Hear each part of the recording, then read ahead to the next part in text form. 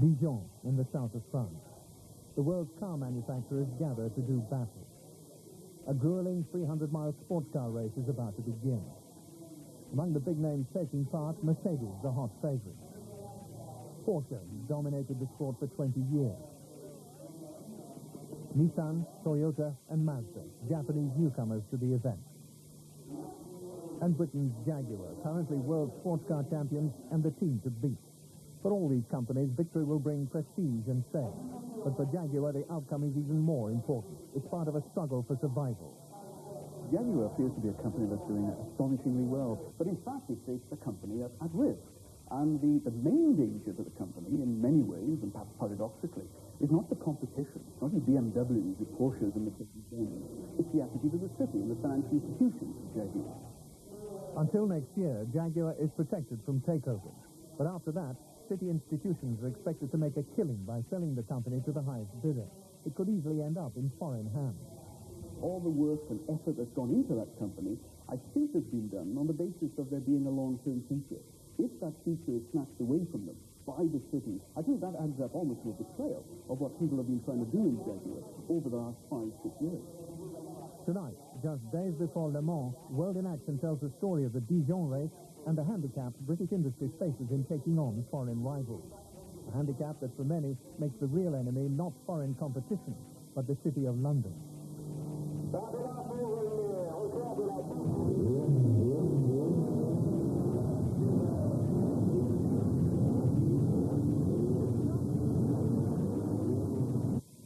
3 weeks ago, at the Jaguar team's British workshop, mechanics were working 16 hours a day preparing the two cars that would race at Dijon. Well, obviously, any race is important. Dijon is particularly important because it's one race before Le Mans, which of course we won last year. So the importance of this race for us is to just prove out the team one last time before we go to race at Le Mans again. The stand on the opposite side of the pitch just rises row by row by row, and the roar just grows. Just listen to this as they come past. Feel this. Jaguar won Le Mans last year and half the other races in the series, giving the company the Constructors' Championship for the second year running. The Jaguars just can't get through. There are just so many people on the track. It's drawn to a halt directly in front of the pit. It was an astonishing achievement, given the state of the company in 1980. Then, even its buildings were worn out. Inside, Jaguar's equipment and production techniques lagged decades behind those of its competitors. The cars, too, were unreliable and out of date. Production had fallen to 13,000 a year. Even then, many remained unsold. In 1980, Jaguar lost £50 million. That was the year John Egan joined the company. What he's done since has established him as one of Britain's most successful industrialists. But 9 years ago, the task of saving Jaguar seemed hopeless. We found a lathe from 1897. The average age of the machine tools was well over 25 years old. All the roofs leaked. Most of the floors were bad. It was really nothing had been spent in the company for many, many years. So it really was starved of capital investment. According to John Egan, in putting that right, Jaguar was very much on its own. He certainly did not expect help from city institutions. I'm sure that absolutely nobody in the city would have given us much chances of our survival in 1980, much less invest over £100 million in the company. This is a view shared by Britain's leading independent authority on the economics of the motor industry, Garrow Rees. Back in 1979, 81, nobody in their right mind would have invested in Jaguar. He wouldn't have got money from outside, because what did you have? The quality of the cars were appalling. The joke was in America, you never let your wife drive a Jaguar after dark because it was dangerous. Why? Because the thing would break down and your wife would be left alone in the middle of nowhere. That was the image that Jaguar had.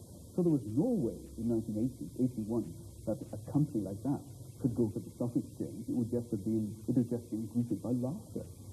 Jaguar decided, while it had to improve the quality of the existing 12-year-old model, the car had to be completely new. I think the badge on the steering wheel was actually the only thing that was carried over. It was an all-new car. 6 days before the Dijon race, Jaguar's mechanics are making the final adjustments to the cars before loading them for the journey to France. From the beginning, Jaguar's recovery involved a major investment in motor racing. People probably don't realise just how far racing cars have come now in the last 5 years. It's now basically relying on aerospace technology. It's very technical. You have to have many really highly qualified engineers, both on the structure of the car and in electronics for all the engine management systems. And that technology immediately goes back into the road cars. But in the early 80s, Jaguar found catching up with the new technology very difficult. Designing the replacement car took much longer than they'd hoped. The delay might have killed the company if improved marketing and reliability hadn't made the older Jaguars very popular in America. The company found itself shipping thousands there, and a favorable exchange rate meant they enjoyed a sudden bonanza of unexpected, almost windfall profits. The city wanted a share of these profits, and it was this which made it literally scramble to buy the company when it was privatized in 1984. In doing so, it ignored Jaguar's warnings that the profits could easily disappear. We explained that we were very much at risk on the variations in exchange rates. And in fact, we drew up a table which demonstrated that at something like $1.90 to the pound or $2 to the pound, we'd actually be losing money. I think a lot of people took it as British understatement, but we were really trying to be frank, to explain that we were in an extremely complicated industry. We were very young at it. We'd only just started to make these enormous investments that we had to make to become a world-class company. So I thought the warnings were clearly there. I always realized, however, that they were not being very well listened to. There were a lot of risks involved where Jaguar was concerned, but nevertheless, those risks were totally discounted by the city in the euphoria to suggest to their clients to buy these shares. And Jaguar were quite honest about this. Go.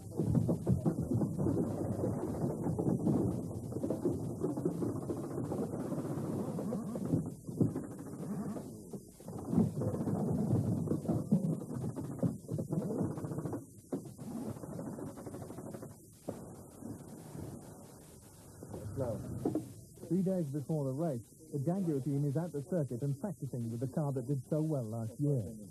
There's little doubt in the industry that 6 years' preparation has produced a winner. Despite teething problems, Jaguar's new XJ6 was also a big success when it was launched in 1986. The starting price of £16,500, dealers say it's very competitive. In the city, the new model confirmed Jaguar's reputation as a miracle company. A Jaguar they knew better and realized the city simply didn't understand the industry. I think it was difficult for the chaps in the city of London to do that because basically they weren't investing in other car companies. They didn't really often see the enormity of the task in front of them. Surprisingly, this view is shared by some experts in the city. They include the man it voted as the leading motor analyst, Stephen Reitman. The problem with the city's perception of Jaguar is that it really has very little to compare it against. There really isn't that much left of the quoted UK motor industry. So I think there is, to a certain extent, a knowledge gap about what Jaguar stands for.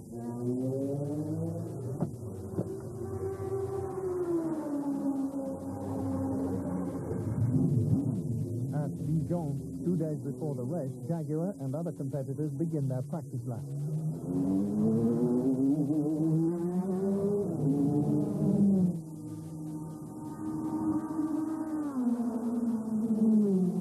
As the afternoon progresses, it soon becomes clear Jaguar has a problem. Despite all the preparations, they're proving difficult to handle on this circuit.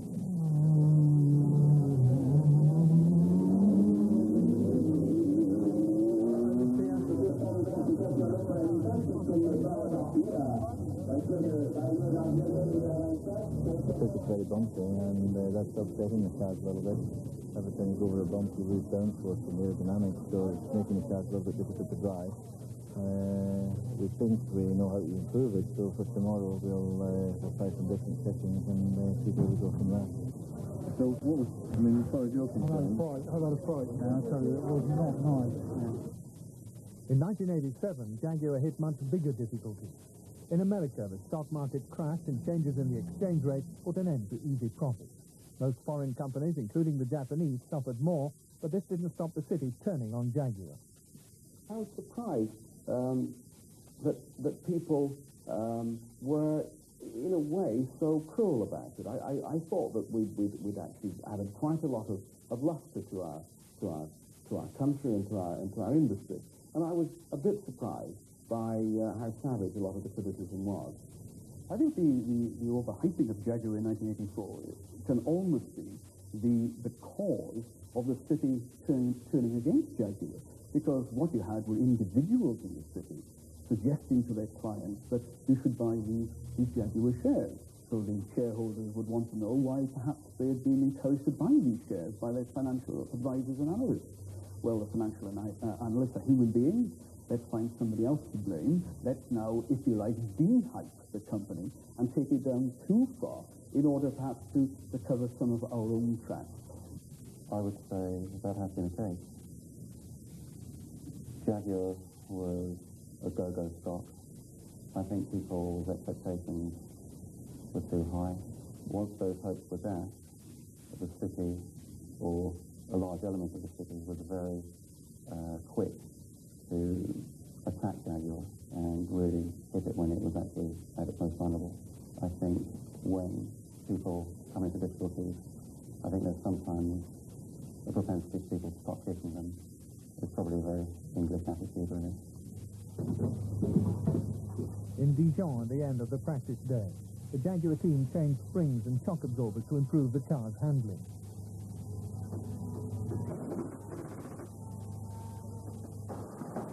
In Coventry, too, Jaguar is dealing with its problems. By opening new markets, they've managed to go on increasing production. They're also using new technology to cut costs, and workers are going through difficult and often painful change without extra pay. Yet profits are down and the city remains hostile. When restrictions on buying Jaguar shares are removed next year, it's expected to sell them to the highest bidder. It would be very tempting having cash on the table. The company really is cleaned up. In the 1990s, Jaguar could very well be a subsidiary of a foreign company. What are the sort of risks that you'd fear if there was a takeover of Jaguar? The problem is you don't know the motives behind the reasoning of the buyer. You don't know what he wants to do with the Jaguar assets. Does he want to put the name Jaguar on a three-door hatchback? Does he want to sell his products through your excellent dealer network? What ideas has he got?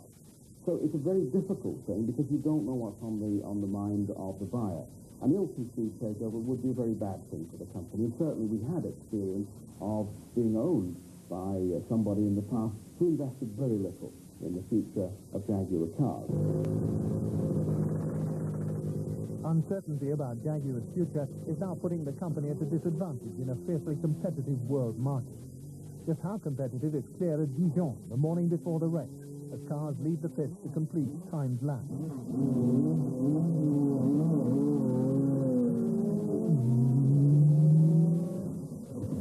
The company really is being treated pretty badly, almost appallingly by the city. The moment the company hits some stormy waters, instead of the financial institutions in this country and the financial advice perhaps coming to the aid of Jaguar and saying that this is just a short-term problem, let's not worry too much about it, quite the reverse needs to happen. What you get is perhaps people immediately piling into the lifeboats and leaving Jaguar shares to be cast adrift. This is not what happens on the continent, where the financial institutions would take a much longer-term view of the future performance and the problems that a company goes through. The experience of Porsche, one of Jaguar's fiercest rivals at Dijon, reveals the size of the British company's handicap. Porsche cars have won Le Mans 12 times. But away from the racetrack during the 80s, the company has looked less impressive. Its model policy has been wrong, and it suffered a far bigger reverse in America than Jaguar. But the German system has helped Porsche back onto its feet, rather than making the problems worse, as at Jaguar. Porsche's strength and that of other German companies comes from its supervisory board. It includes shareholders, workers, and managers, and does the job the city is supposed to do. But unlike the city, these men believe companies should be helped, not sold, when they get into difficulties. If you then have to convince your advisory board to stay with the company, it would be, for me, a disaster. It would be a nightmare. You go to the advisory board, tell them the story, tell them what you are like to do, get the permission, then the word is okay for the company. because you have to go ahead, bring it out from the crisis with the steps, and we agreed, and we stay behind you. Helped by the supervisory board, Porsche now believes it's over the worst of its problems. At Dijon, too, the day before the race, things are going well for Porsche. The privately entered British team are among the fastest in practice. For Jaguar, the story is less encouraging. I think that at the moment, on this circuit, it doesn't suit our cars, and if we could get third or fourth, then we'd be doing very well. Anything more than that, then that's a bonus. But as a company, away from the racetrack, Jaguar's handicap is far more serious. It isn't just a problem, you see, of the short-term problem where perhaps Jaguar is denied help, whereas a German company is supported through a short-term squall to see it through into a very prosperous long-term future. But the problem really is that they are having to devote probably too many resources to the short-term firefighting rather than looking ahead strategically in a way that perhaps a German company would. A German company knows that in 10 years' time, as long as it's viable, it's going to be there. Jaguar perhaps doesn't know whether it's going to be there in 18 months' time. I think in the main what happens is that the commentators and the rest are kind of trying to goad you into some sort of short-term action that's going to make some difference. Unfortunately, with the car company, with its long-term, well-laid-out plan, usually the short-term stuff you do will actually make things worse. So you're constantly actually swapping in your brain from one part of the thing to another. You know, really, that your plans are long-term things and you really can't divert from them.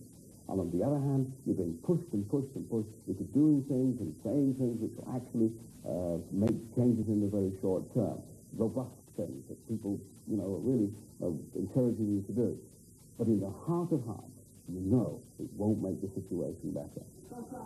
Nothing illustrates Jaguar's disadvantage more forcefully than the story of Mercedes, Jaguar's other main competitor at Dijon. Like Porsche, Mercedes, too, has not been doing particularly well recently. Its models are aging and the company's losing market share. Profits will remain depressed until the company brings out new cars in the 1990s. Yet this hasn't stopped Mercedes pursuing an ambitious long-term strategy, even though for years it will cut profits even further. In London, the city is advising people to sell Mercedes shares. In Stuttgart, they can ignore this. They say they're investing for their children and their children's children, and that German shareholders will support them. I think the shareholders in Germany are more stable, more loyal, more patient. So it is everything in a atmosphere like a family. We work together and we discuss together, and that is a very, very good basis for such plans for the future. The idea, I think, of all the German companies I'm really involved with and familiar with is to secure the future and not to secure the result for the next shareholder meetings. That's okay, that's one point, but that's not the major point, and not really the point. The point is to secure the future of the company for 10, 20, maybe 30 years and more. At Dijon, the day before the race, Mercedes is doing well. The team is the fastest in practice. It was good. It was okay. Fun pace. I'm not so sure yet with the setup for the race, but I hope we'll manage it. Yeah, I think that the Mercedes here probably be the strongest, as the car seems to like the circuit. It seems more suited to the bumps. So we'll just have to sort of grit our teeth and hang in there. Jaguar, if you like, is in a race with a handicap against its foreign rivals. All too often, the British industry has to take the short-term view because that's what the city expects. The problem is that Jaguar could actually fall to one of these manufacturers because the stock market is not really assigning its true value. For Stephen Reitman, the fundamental problem is that the city values companies like Jaguar on the profits they'll make over the next year or two, not, as industry itself does, on where the company will be in 10 or 20 years' time. And they're not that bothered about the fact that Jaguar is facing problems about currency. That really is irrelevant over the long term. We're absolutely sure that when we start taking short-term actions, we actually disrupt the rhythm of what we're trying to do. Therefore, I have the feeling that if the managements of companies are freely bought and sold on the stock exchange, typically, in a relatively small economy like the UK, we'll pull out of all the difficult products. If we don't change our system in some way, the risk is we won't have any companies of Jaguar's caliber left within the UK. At Dijon, the eve of the race, Jaguar has still not equalled the lap time set by Porsche and Mercedes. It's going to be a very hard race. Mercedes and Porsche are going very well. But everyone in the team, the spirits are very high, and they're all going to try the damnedest tomorrow to win the motor race.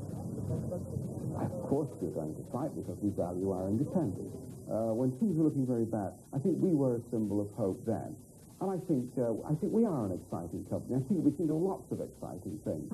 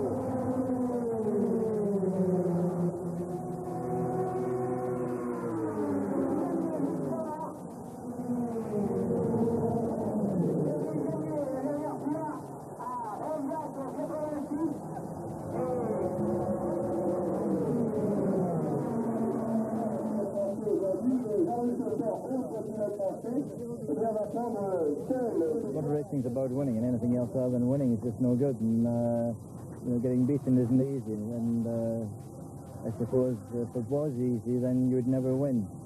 This weekend, Jaguar will be fighting its competitors again at Le Mans. This year and next, the company will also be battling with the City of London.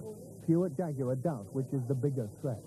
People in the UK have got to be alerted to the present system and its disadvantages, and have got to say so far and no further. I happen to believe that the city, it's a world-class operation itself, they should shoulder the burden of starting the big dialogue between themselves and companies like ours and the government to see what will actually help to put glue into the system and make it much more difficult for companies to be easily bought and sold.